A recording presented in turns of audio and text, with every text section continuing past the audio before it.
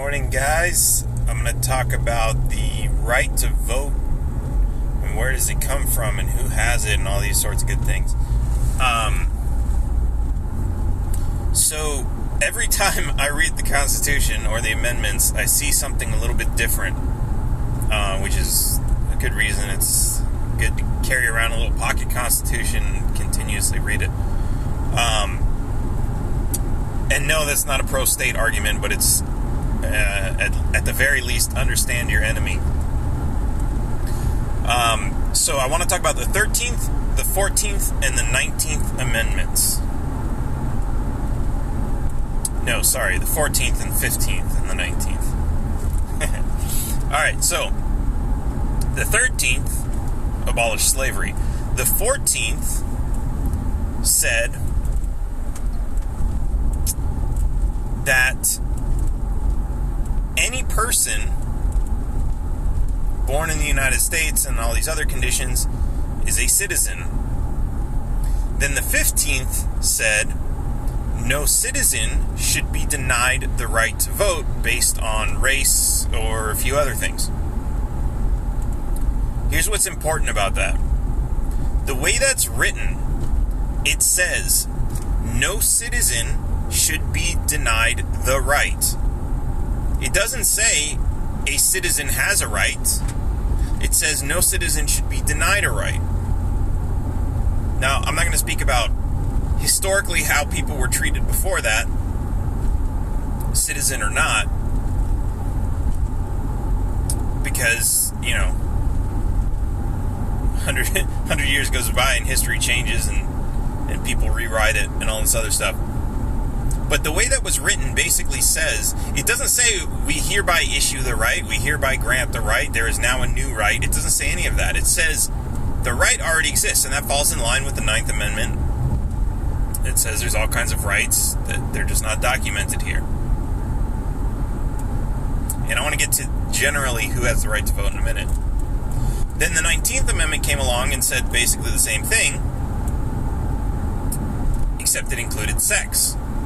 And that's when they say, that's where women have the right to vote. Okay, but I want to go back and I want to point out a couple interesting things. The 14th Amendment, it says anybody born in the United States, well, generally what people know is anyone born in the United States is a citizen. But if you read the wording closely, it says anybody born in the United States and subject to the jurisdiction thereof. What does that mean? Subject to the jurisdiction thereof.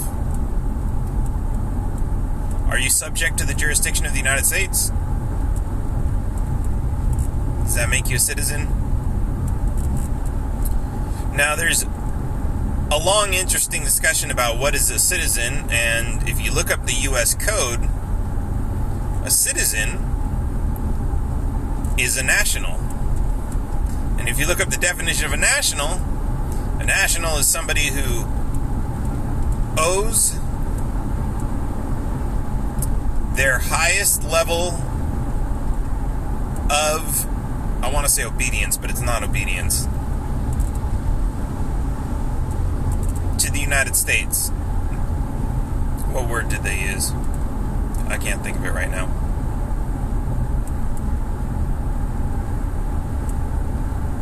So basically what that's saying is if you're a national,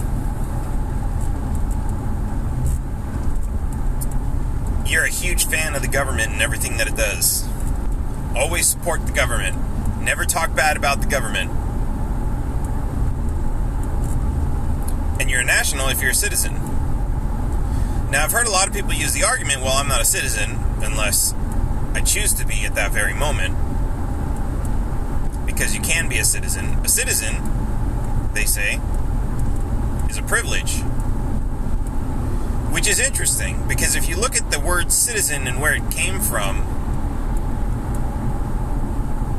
it literally means city dweller.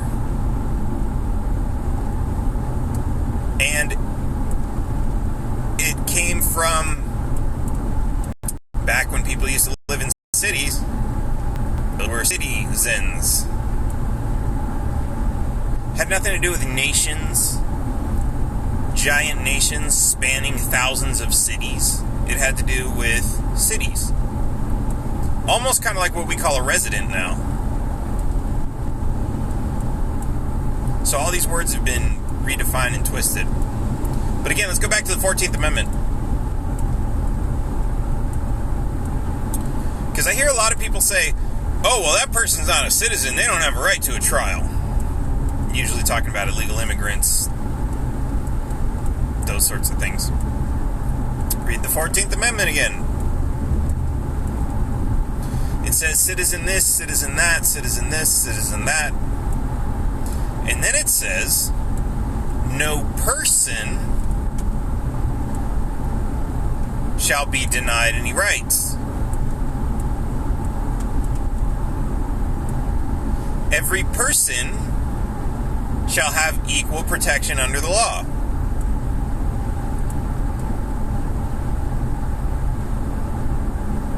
So what does that mean? It doesn't matter if you're a citizen. You have a right to a trial. You have a right to an attorney. You have human rights. You have the right to travel. You have the right to earn a living.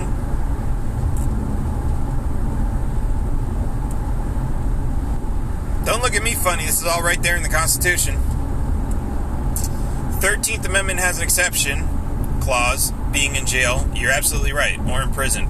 Yes, they did write that into the 13th Amendment when they said there shall be no slavery except as punishment for a crime.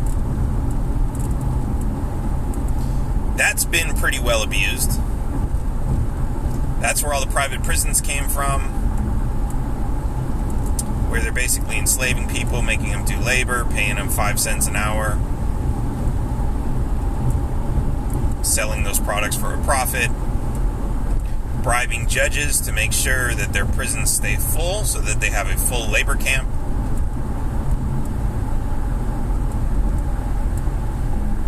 And this is why... Oh shit, I'm going on a tangent. This is why we can't have laws like a drug war. Like the drug war laws that say possession of cannabis is a crime. Why? Because first of all, you're not really hurting anybody. It's not really a crime. And so if you wanted to frame somebody and put them in prison because the prison pipeline is paying you to do so, you don't have to commit a crime. If weed were completely legal and the only way to go to jail were to rape or murder somebody, and you wanted to frame somebody to keep your prison full, you would have to rape or kill somebody. You would have to actually commit the crime in order to frame somebody for committing the crime. With possession of drugs, oh, just throw this on the floor of their car. Oh, look what I found. You don't have to commit a crime. You don't have to hurt somebody. Even though, I mean, shit, think about how much you're hurting the person you're setting up. But of course, you know, the cop's going to have a clear conscience because, oh yeah, well, I planted the drugs on him, but come on. I mean, look at him. We know he does drugs. That gives him a clean conscience, right?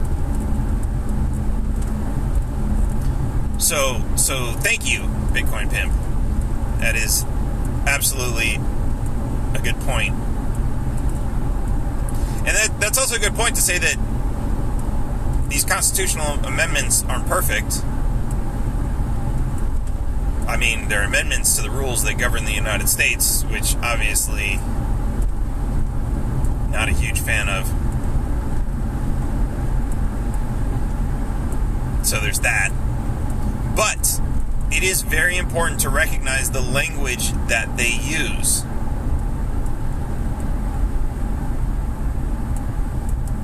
Allegiance. That's what they... No, is that the word that they use? No. I'm still trying to think of that national.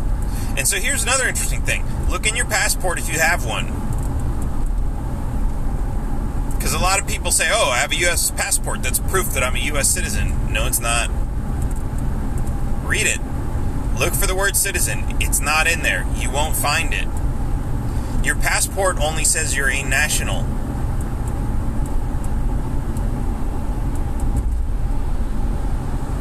Instagram is censoring the marijuana. Motherfuckers.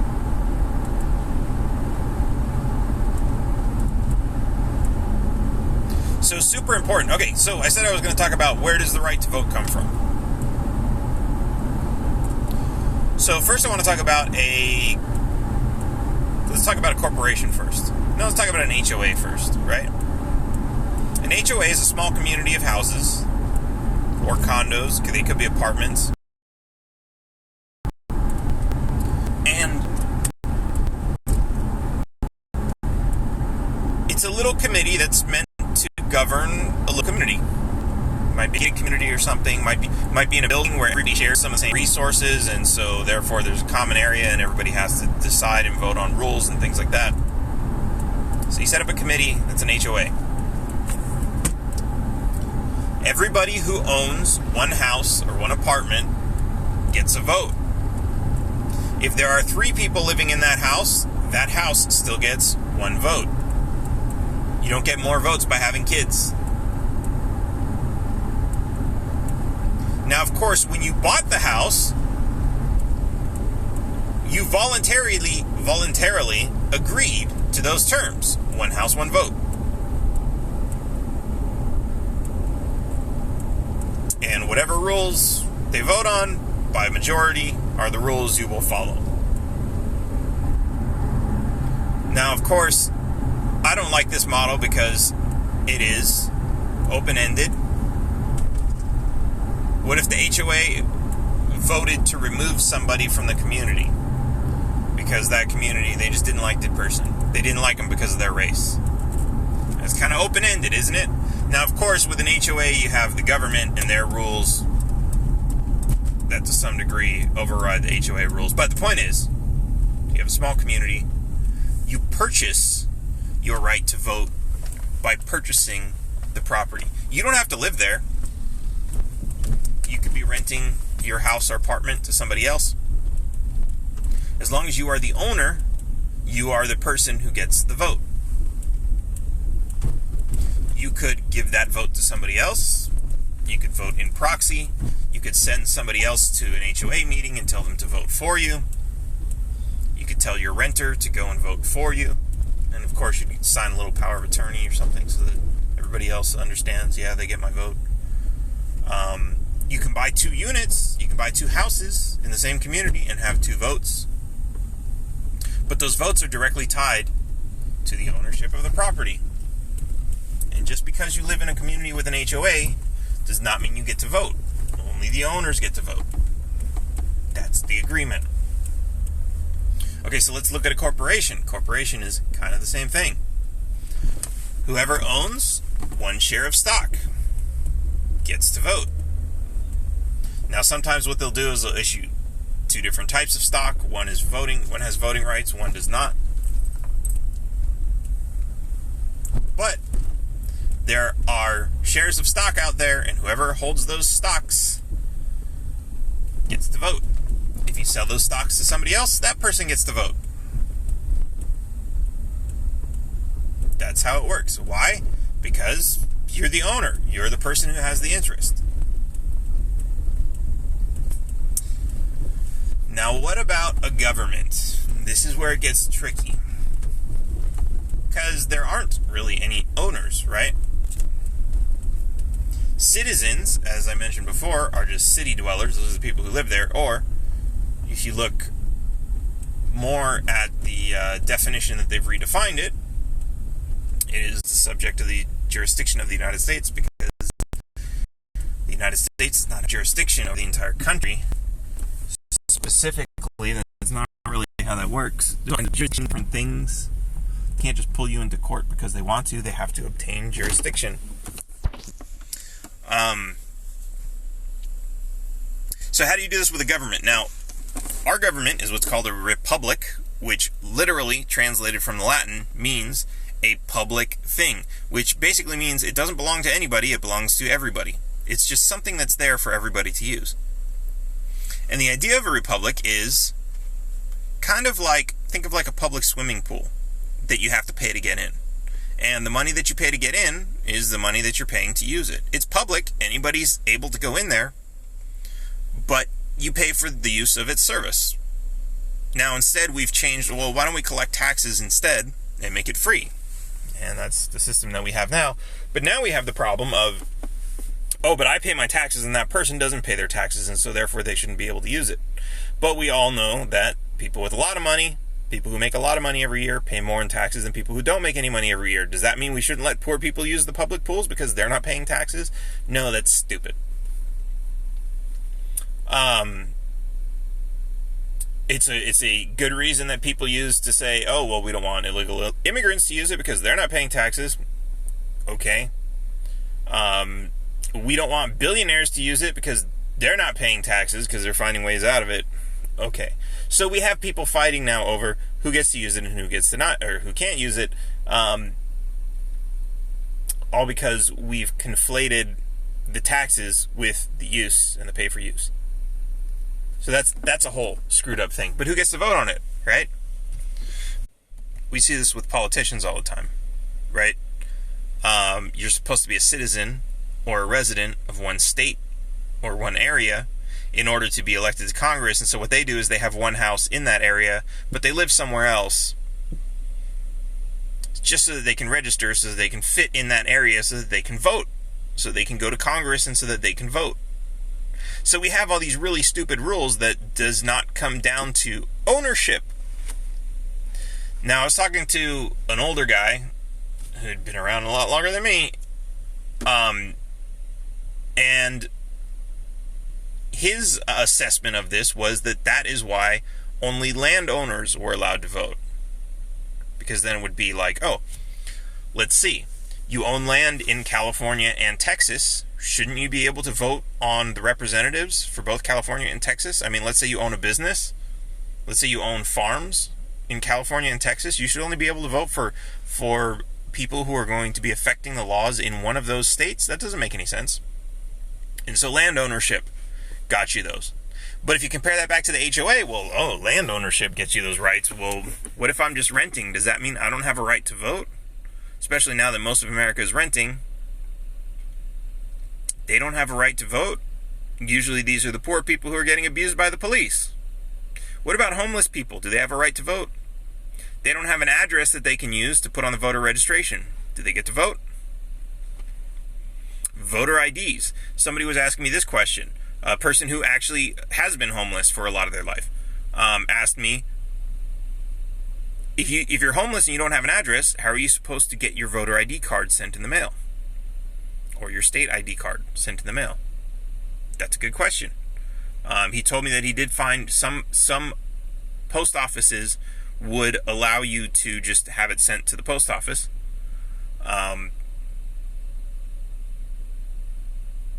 And there's probably a bunch of other ways. You could borrow someone else's address, a friend or whatever. But if you're living in your car, you're living in a tent, it's not that easy. And even if it's like, oh, well, yeah, that's a simple answer. Well, to somebody who doesn't have, I don't want to say who doesn't have access to all that information, because it is kind of basic information, but maybe somebody doesn't. They've obviously made some mistakes in life if they ended up homeless or they got screwed. There's all kinds of situations.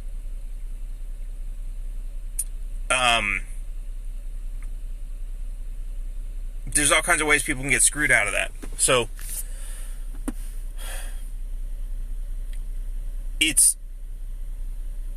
I don't want to say that there's a conclusive way that we should be determining how people should vote for these things, but what I will say is this. The government shouldn't have that much power and control over things that are clearly not voted on by the people who they affect. What does this mean? You should have control over the money you give to the government. Of course, I say you shouldn't be giving any money to the government. You would maintain complete control over that money if you spent it yourself. In that way, if you said, I want to donate $100 million to the school district, you can do that. But by doing that, you get control, you get voting control over what that school district does. Now, a lot of people say, oh yeah, but that gives billionaires complete control over the education and indoctrination of all of our kids. Yes, it does.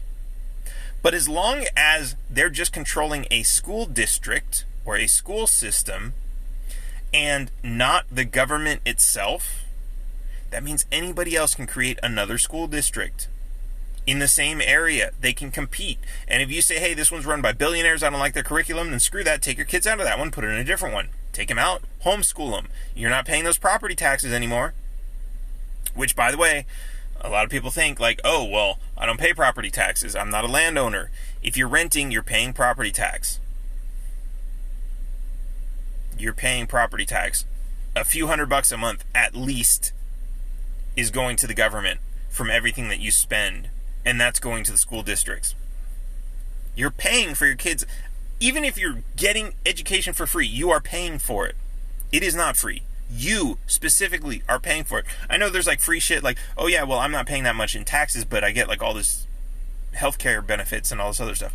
Yeah, sure. When it comes to schools, you are paying for the schools through your rent. You're paying for it. You're not getting anything for free. And you're paying a lot more for it than it would cost if you were to homeschool your kids or do something else. That's a whole other discussion. But my point is this. You should get to vote on the systems that you participate in and the systems that you pay for. Now, people are going to say like, oh yeah, but who's going to vote to abolish slavery if we don't all get to vote? Nobody got to vote to abolish slavery. Congress did. Most of America didn't get to vote on that. And remember, even then, even though it was recognized, kind of, depending on the wording anyway, it sounded like they already recognized everybody's right to vote. They didn't have a ballot initiative. Nobody voted on it. Just Congress. Even when black people couldn't vote and women couldn't vote. Because the 15th and 19th Amendments, if I got that right, had not been passed yet. So it happened anyway. Even without the right to vote. We can do more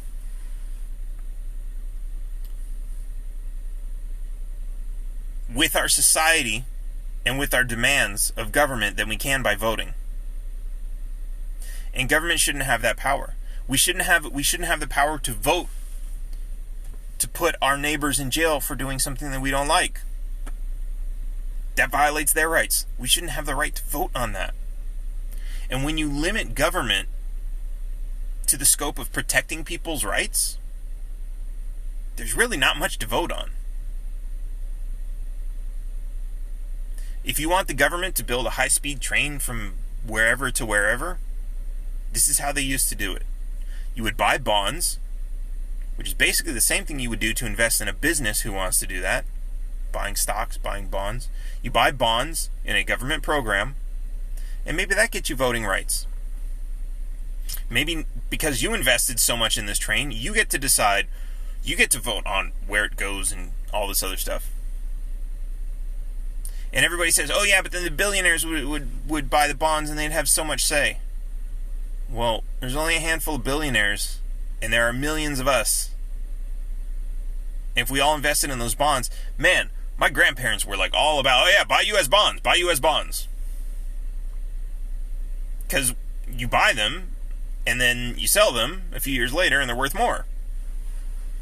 Of course, now, the way inflation is working, it doesn't always work that way. And of course, now, when you're buying U.S. bonds, you're not really investing in anything. If you invest in a high-speed train, something like that, this is basically a business model.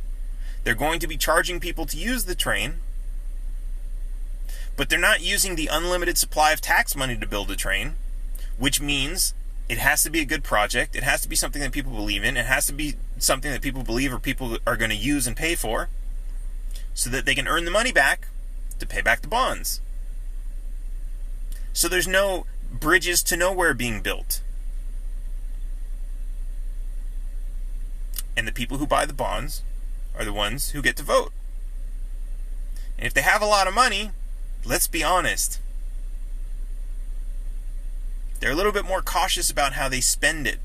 No one's going to put $100 million building a high-speed train project without doing a little bit of research. Well, how much are you going to charge? How many customers are we expecting? How many people live in the areas where this train is going to go? Where's it going to stop? All these other questions. How much money is it going to make? Is it going to make back the money? Are people going to use it?